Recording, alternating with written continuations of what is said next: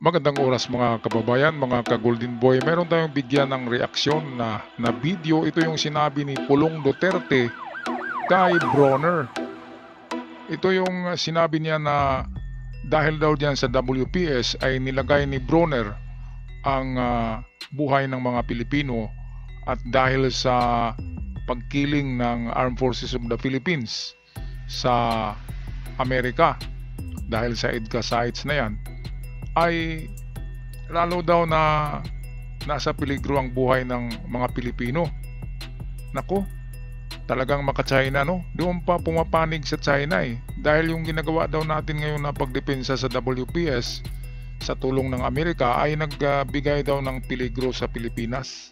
Ano bang gusto nila? Ibibigay na lang ang Pilipinas ng libre sa China na walang away? Di ba? Mga kababayan, ibibigay mo lang ba ang bansa mo na ito yung tinatawag na duyan ng mga magiting sa kanta, di ba, na lupang hinirang, ay lahat ng mga bayani natin ay nagbuhis ng buhay para lamang sa Pilipinas kahit nga sila pulapo di ba? Ang dami-daming bayani natin na nagbuhis ng buhay dahil sa mga banyagang sumakop dito. Kaya nga duyan ng mga magiting ang Pilipinas. Ngayon, nasaan na yung mga magiting kung mga Duterte ang namamahala ng Pilipinas? Ibigay nga lang nila libre sa China Wala man lang kahit isang putok. Di ba? Pwede ba yun, mga kababayan? Halimbawa naman, mga putakti, di ba? Kapag naapakan mo ang bahay ng putakti or nabundol mo, ano gagawin ng mga putakti? Siyempre kagatin ka kasi bahay nila yung sinundot mo yung bahay, kaya kagatin ka talaga. So, ganon din yan kasi ganyan talaga ang defense mechanism kahit ng mga insekto at lalo na sa mga tao. Kapag bahay mo na ang ginalaw ay ibang usapan. Diba? Bansa mo ang ginalaw Kaya ito ang video courtesy sa atin ng Bilyonaryo Channel. Atin panoorin ng mabuti bago tayo magbigay ulit ng reaksyon. Tila dinidepensahan daw ni Duterte ang China. Narito ang Agenda Weekend Report ni Andrea Salve. Sinusugal daw ni Armed Forces of the Philippines Chief General Romeo Browner Jr. ang buhay ng mga Pilipino para magpakitang gilas sa Estados Unidos.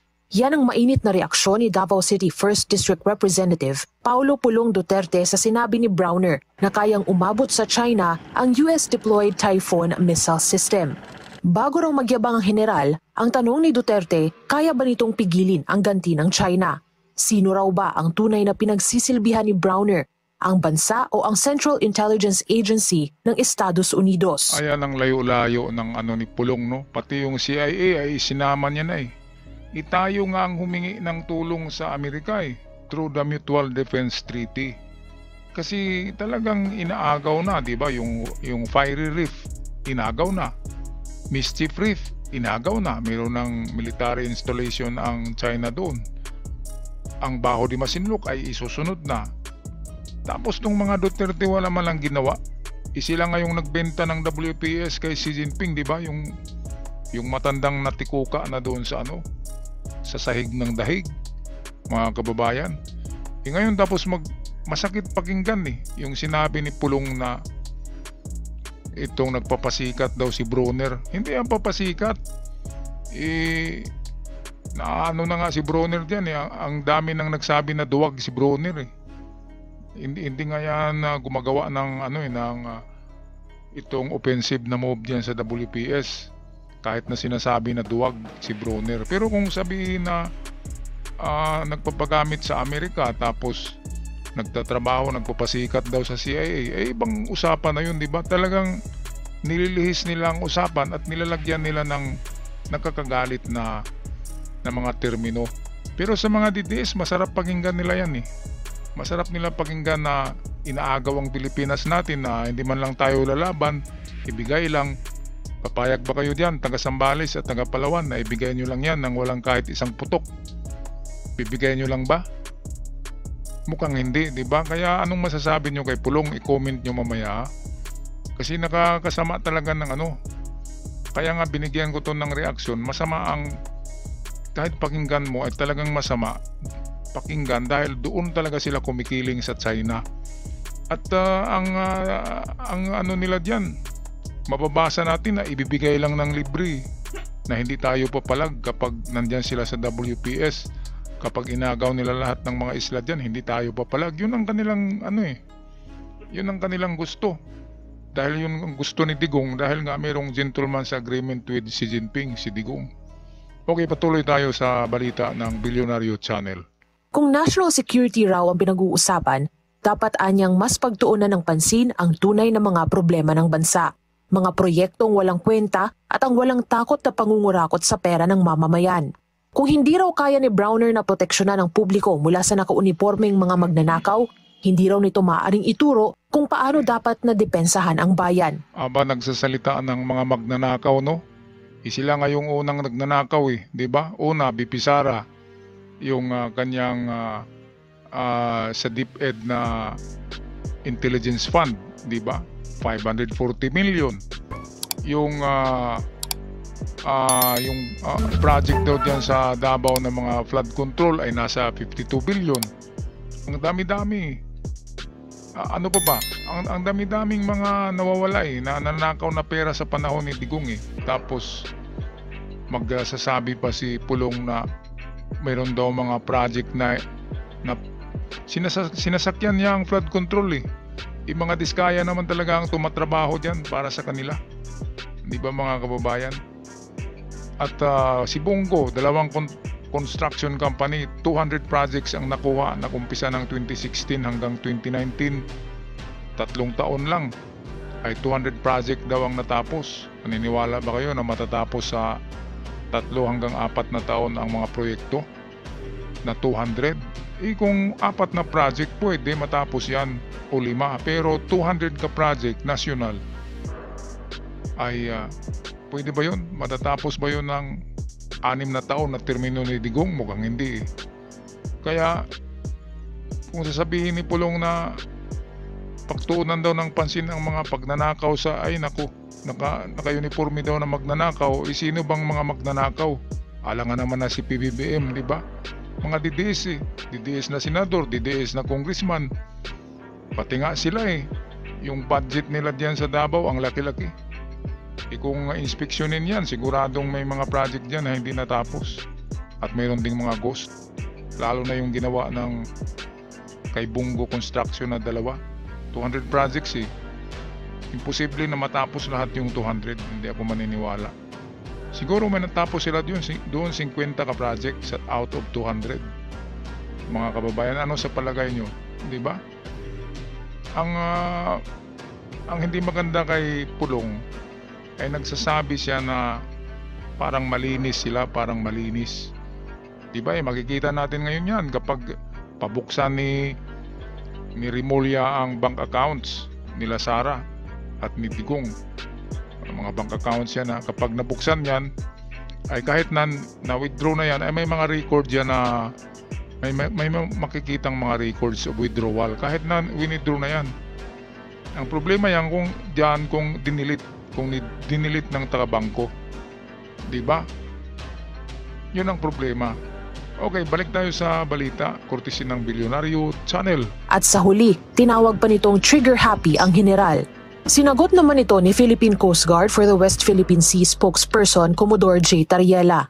Anya, bit-bit daw ng mga patutsada ni Duterte ang ligasiya ng pamilya sa pagsisilbi sa bayan. Ang pagpapaniwala sa mga Pilipino na mali ang pagtayo laban sa bullying ng China dahil alam daw ng buong bansa kung gaano katahimik ang pamilya Duterte sa mga insidente ng harassment sa West Philippine Sea. Hindi raw pagyayabang ang sinabi ni General Browner tungkol sa missiles at pawang katotohanan ito. Wala raw pinatatama ang bansa sa naging pahayag ng opisyal at pinaninindigan daw nito ang isang malayang Indo-Pacific. Tinawag din ni Tariela na deflection ang binanggit ni Duterte tungkol sa CIA na pag-iiwas sa tunay na mga isyung kinakaharap ng mga Pilipino sa WPS. Ayan, talagang ano lang yan, deflection lang yung pampa-divert yung sinabi ni Paulo. Ganyan talaga, Paulo ba o Pulong? Yung mga sinabi nila, pareho lang yan. BP Sara, ganun din ang style, mga diversion tactics, ganun din si Digong. Manang-mana talaga sila. Ngayon, bakit ba hindi sila magipaglaban sa China kung sila yung upo? Bakit walang resistance na tinatawag?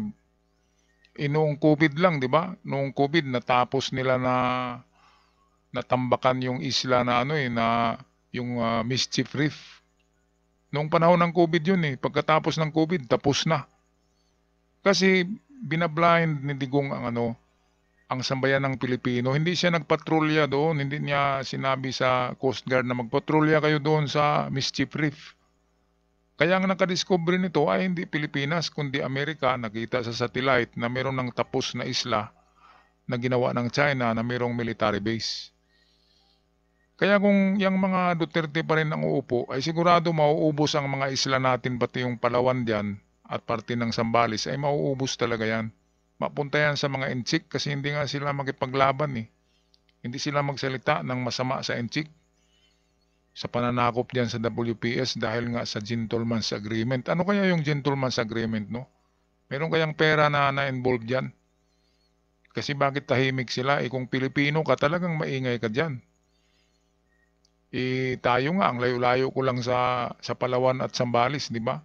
Pero bakit masama ang loob ko na inaagaw yan? Dahil Pilipino tayo. Kayong mga DDS dyan, Pilipino ba kayo o Inchik? Bakit doon kayo naniniwala sa mga sinasabi ng mga Duterte na hindi tayo dapat magipaglaban sa Inchik dahil kung gigirahin daw tayo ay mauubos tayo? Hindi yan totoo. Matagal na nagipaglaban ng mga Pilipino sa mga dayuhan. Panahon ng Spaniards. Sinong gumapi kay Magellan? Lapu-Lapu, isang Pilipino lang. Di ba? Sa panahon ng Spanish War, sa panahon ng American War with Filipinos, sinong nagipaglaban sa mga Amerikano? Mga Pilipino. Pati sa Hapon, di ba? Noong World War II, mga Pilipino. Kapag mga Duterte na pala ang upo, ay pabayaan nila na sakupin tayo na walang ni isang putok ng baril, na walang sigaw man lang, di ba? Tahimik lang ba tayo na kinabukasan nandiyan na yung mga Inchik, mga kababayan? Na pagkakamali, no? Napakalaking pagkakamali. Okay, balik tayo sa balita ng Bilyonaryo Channel. Ayan ng water cannon attacks. Panghaharang sa mga mangingisda sa Baho de Masinloc at militarisasyon ng China sa karagatang dating pinagsasaluhan. Kung meron daw isinusugal ang buhay ng mga Pilipino, yun daw ay ang mga nagpapanggap na hindi totoo ang mga banta habang nakikipagkaibigan sa Beijing. Hindi raw kapayapaan ang tinataguyod ni Duterte sa kanyang pahayag, kundi pagtatanggol sa China. Sa isyu ng korupsyon, binigyang diin ni Tariela na hindi ito bagong imbensyon. Lumala pang araw ito noong COVID-19 pandemic na tumama sa administrasyon ni former President Rodrigo Duterte, ama ng mambabatas na naungkat ng nooy Senate Blue Ribbon Committee bilang Farmally scam. Ito nga yung sinabi ko kanina na ano pa ba yung mga anomalya ng Duterte. Ito yung Farmally, dahil sa Farmally scam ay 52 billion daw yan ang nasa 52 billion ang nilipat na pondo galing sa Department of Health, nilipat doon sa bulsa ni Bongo. Merong opisina na si Bongo ang namamahala. Doon nilipat yung pera and then binigay kay Michael Yang, yung Inchik na sindikato, and then binili lahat ng sa COVID na mga pike, na mga sinubak. At alam nyo ba na yung mga sinubak na yun, ang karamihan doon ay libre lang yun.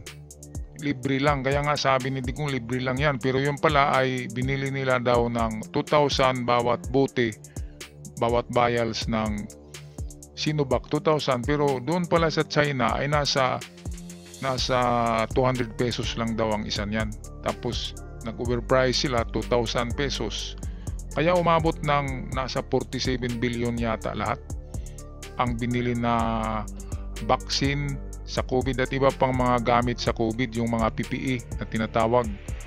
At yung mga panglinis ng mga ilong, di ba? Yung mga ganun. Basta lahat yun, nasa 52 billion pesos. At ayon kay Trillanes, ay ang 52 billion ay nasa 1/4 lang talaga ang ginastos. At 3/4 doon ay pinagati-hati na ng mga sindikato, di ba? Kaya nasaan si Michael Yang, lumipad ka agad na nawala, naiwan si Digong. At si Digong doon ay siguro na meron siyang nasa 40 billion na nakuha doon. Ginawa nilang negosyo ang COVID. Tinatakot ni Digong ang sambayanan na Magsuot kayo ng face mask palagi kahit nasa loob ng bahay kasi yung mga face mask ay galing yun sa DOH ang unang bumili, di ba? At binenta para magkapera. Sino na namang magkapera dun sa DOH? Saan mapunta ang pera, di ba? Sa kanila pa rin dahil sila yung hari ng panahon na yun, mga kababayan, no? Bato-bato sa langit na manok magalit, totoo naman yan. Kaya ito na yung oras na mga paniningil, eh. Pagkatapos nitong bagyo na ito na awayan ng mga didilis tsaka ng mga loyalista, ay manahimik ng Pilipinas at patuloy na tayo sa magandang biyahe. Sigurado yan dahil ngayon pa lang ay Asian leader na si si PBBM by 2026 at bukas ay pupunta daw yan sa APEC summit meeting na naman ng mga oil producer sa sa buong mundo. At by 2027 ay uupo na rin yan si PBBM sa United Nations seat. United Nation na ang uupuan ni PBBM na upuan doon, kasama sila Vladimir Putin, Xi Jinping at iba pang mga mayayaman na bansa. Kaya itong nangyari sa Pilipinas, mayaman naman talaga tayo. Kaya lang ang gulo-gulo ngayon dahil dito sa mga didilis, alam nyo naman yun mga kababayan, no? Na dahil sa kanila nagkagulo ang Pilipinas. Grabe. Nagkawatak-watak bakit ganun? Dahil yan ang gusto ng China. Ang China ay meron silang tinatawag na propagandista. Ito yung mga trolls, mga binabayaran na mga vlogger na sinisira talaga ang Pilipinas at ang gobyerno para magkawatak-watak tayo na hindi tayo maniniwala na merong WPS. Yun ang kanilang mga sinasabi palagi. Walang WPS at China daw yan. Para kapag i-invade yan ng China ay walang papalag sa Pilipinas. Diba? At ang papalag, mga loyalista lang. Mga maka-PBBM lang. Pero yung mga DDS, hindi sila papalag kung agawin na ng China ang WPS. Dahil sinasabi na yan ng mga trolls nila ng mga vloggers na DDS. Kaya yung mga DDS naniniwala diyan na hindi dapat tayo makipag-away diyan sa WPS at China. Ibigay na lang yan. Yan yung kanilang style. Grabe no mga kababayan. Ang liit-liit na nga ng Pilipinas, ibibigay mo pa yung teritoryo. Nasaan na yung pinaghirapan nila Lapu-Lapu noon? Di ba na nagipagdigma si Lapu-Lapu diyan sa Mactan? Para lamang hindi masakop ang Mactan, ang Cebu. Okay, tapusin na natin ang video courtesy ng Bilyonaryo Channel. Hindi raw sila trigger happy dahil malinaw ang kanilang defense posture, kapayapaan at pagpapalakas ng soberanya sa pamamagitan ng pagkakaisa. Ang kailangan daw ng Pilipinas, mga leader na nagtutulungan at hindi nagtutulak ng pro-China narratives. Sa huli, binalik niya ang tanong ni Duterte, sino raw ba talaga ang pinagsisilbihan nito? Ayan, yan ang totoo. Sino bang pinagsisilbihan ng mga Duterte? Sa hindi nakakaalam, sa mga DDS dyan, ang China ang pinagsisilbihan ng inyong puon, ng inyong Panginoon. Ang China ang pinagsisilbihan dahil sa napakasikretong gentleman's agreement. Kung ano ang meron doon, hindi natin alam. Pero sa palagay ko, napakalaking halagang pera. Kasi Pilipinas na ang binibintay sa China. Kaya nga tinatawag na probinsya ang Pilipinas ng China dahil nga parang binigay na nga Ang soberanya ay sinurinder na sa China sa panahon ni Digong. Ngayon ay binawi ni PBBM mga kababayan. Okay, so paki-comment na lang sa gusto niyong sabihin sa ating comment section at sa mga bago pa lamang sa channel, huwag kalimutan mag-subscribe, bato-bato sa langit, tamaan huwag magalit. Ang pikon ay laging talo. Hanggang sa muli, paalam at ingat.